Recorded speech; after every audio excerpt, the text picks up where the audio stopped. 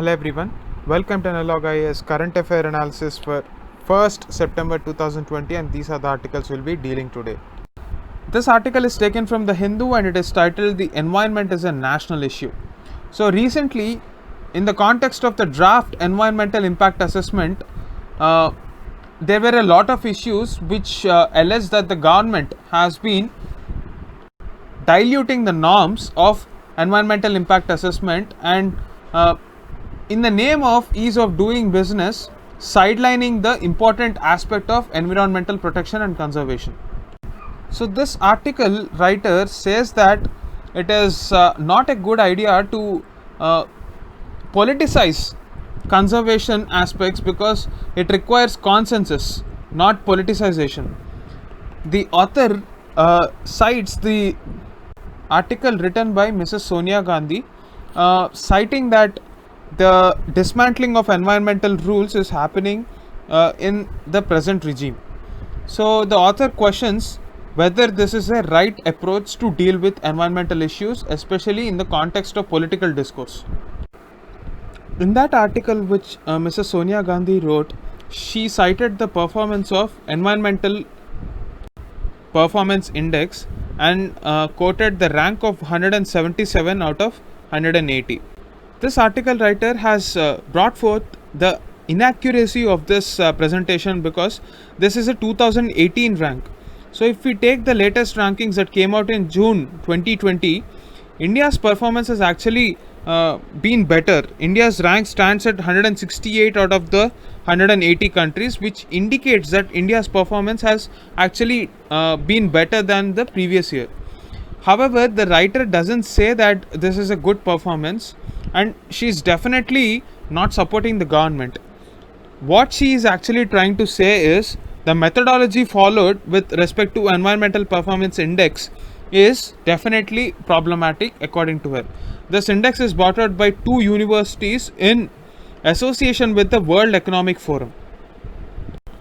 However, the bigger problem here is our ranking was 118 in 2006 and now it has dipped to 168 when we are actually performing better with respect to our economic needs. So what India should focus right now is balancing between the environment and the economy. The kind of economic model that we have followed in 2006 is completely different from the kind of economic situation that we have right now. So whatever environmental measures we are taking should be taken into context only when we understand the economic needs of the present day. There is definitely no change in the methodology, and the index did not actually calculate the economic situation of the present times. But if we take a look at the environmental performance index of the UPA rule itself, it has definitely fallen down. So the problem here is, irrespective of the political parties, it is very difficult to focus on environmental conservation if we use this as a bait for a political interest. Both the parties, when they were in power, were equally responsible for the kind of environmental situation that we are seeing today.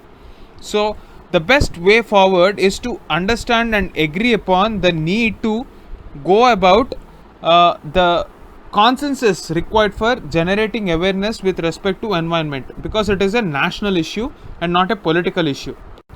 So what should be the role of the opposition with respect to environmental issues?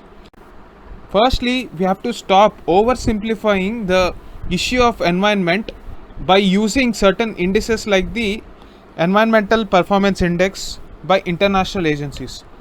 Secondly, the role of opposition should be to hold the government accountable with respect to rights.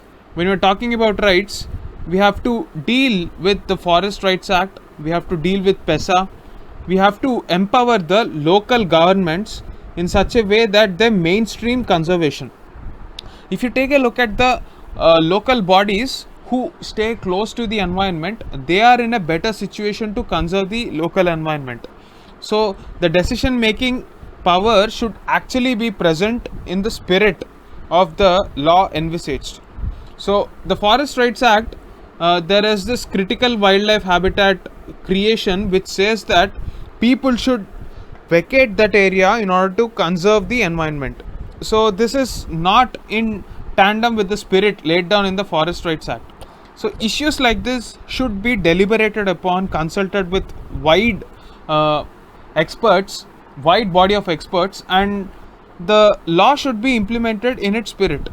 Secondly, when we have issues like the dilution of the environmental impact assessment, the role of the opposition should be to generate the kind of awareness when we are trying to destroy our environment and the subsequent consequences if we take such kind of actions.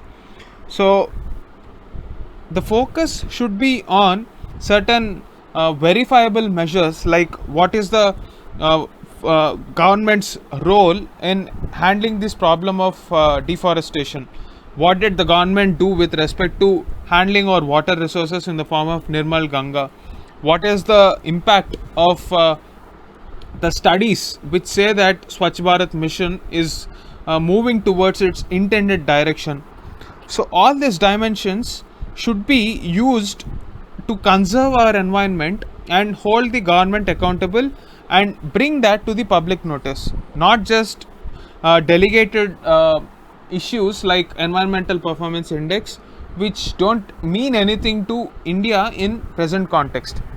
So we have to have a body of research consisting of scientists, political activists, and the role of opposition is very important in this context as well. So to say that environment is a political issue is a very myopic view. We have to consider it as a national issue and a national concern. Otherwise, we'll be facing a lot of issues. The present pandemic is a great lesson to the mankind that if we don't act in tandem with the laws of nature, we will be suffering a lot. Therefore, it is high time that all the parties involved recognize the importance of environment as a national issue. That is the gist of this article. This article is taken from the Live Mint and it is titled "Do Not Blame Globalization for Every Economic Ailment in Sight." So this article is about the simplification of the concept of inequality. Now when you take a look at globalization, so what do you understand by globalization? Basically, globalization means companies and businesses will have economies of scale, they develop international influence, and they impact local economies as well. So to say this with an example, let us take the case of Amazon. Amazon has entered Indian market in 2011-2012. So ever since, Amazon and Flipkart has changed the landscape of Indian e-commerce and also not just impacted the e-commerce industry but also the brick and mortar industry. So generally it is alleged that because of the creation of such internet platforms, the inequality in the society has risen. The people who were involved in this brick and mortar stores have lost their livelihood and business. So this is the inequality that they're talking about. Now, is this a justified form of argument?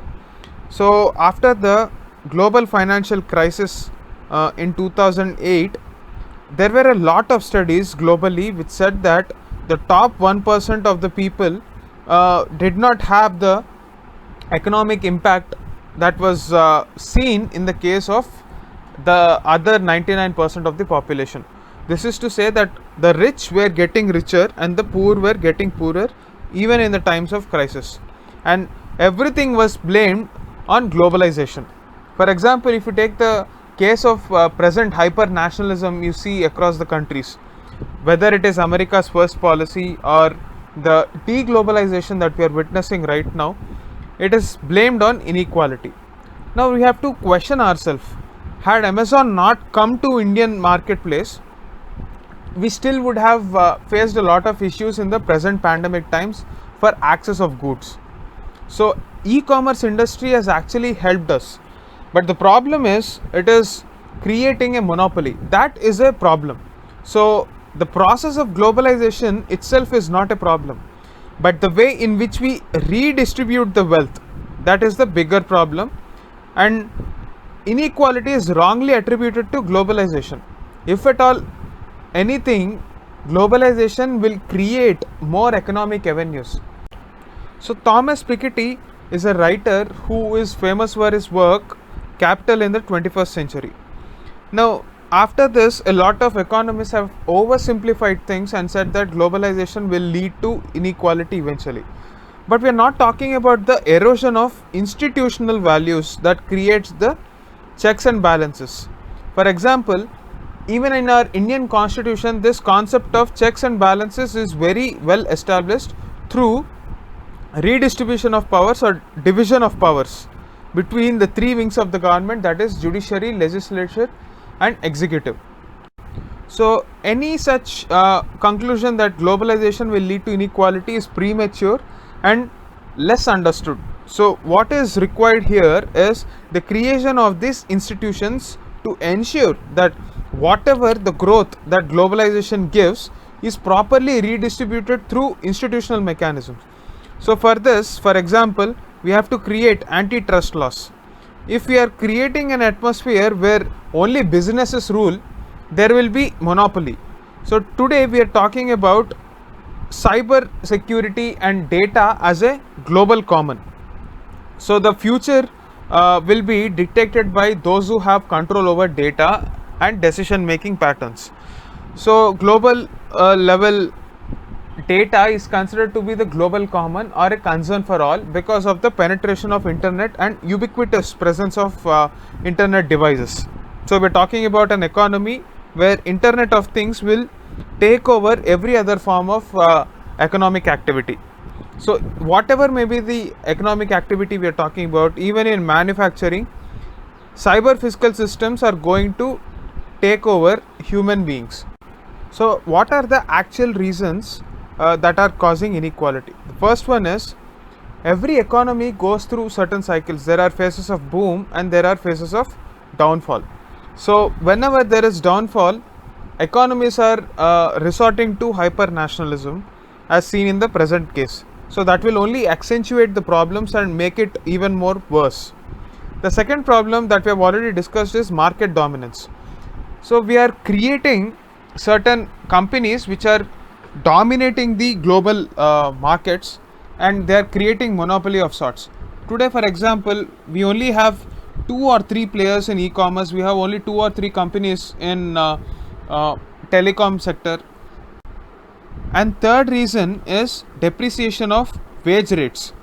So for example, let me put into context the annual package for a software engineer way back in 2006, just before the global financial crisis started, was roughly around 3.2 lakhs, which was a very big amount back then. Now markets run by demand and supply. Back then there were very few engineers, but if you take in the present context, every year we have to create 10 million jobs for engineers, and most of them are not in a position to be employed. That is, we don't have the employable skills, and the wage rate is still at 3.5 lakhs per annum, or at max 4 lakhs per annum. So we have depreciation of wage rate.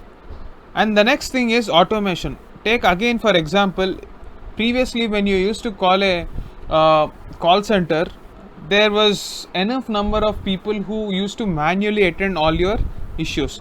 Now we have something called IVR workflow, which is an automation sort of a thing where most of the things are automated. So previously, if support system or customer support created 10 jobs, now it has been reduced to 4 or 5 jobs because of automation. The next thing is bargaining power. So in the previous economic models, or in industrial revolution 2.0 or 3.0, there were sort of trade unions which collectively had some bargaining power. Now in the present gig economy and freelancer economy, there is no such collective bargaining power, which is reducing the capacity to handle the demands put forward by these interest groups has reduced significantly. So these are the factors which are causing inequality, not the process of globalization as such. Therefore, it is important to note these points. So whenever you are writing an answer on inequality, please use these points. That would suffice for a say 15 marker answer or a 10 marker answer and elaborate upon them. That would be good enough. So, to say and conclude that globalization will lead to inequality, hence deglobalization is the answer, is definitely not the way to go forward. Even when we're talking about Atmanirbharta or self reliance, we are only talking about enhancing our capability. So, it is important to understand what India means by self reliance. It just means that we have to use all our resources to meet domestic demands and raise our capacities. We have to improve the quality of life. We have to improve the skill set of the workforce. We have to improve the capability to produce more. So that is the meaning of self-reliance, not deglobalization or blocking foreign companies from entering into our country. That is the gist of this article.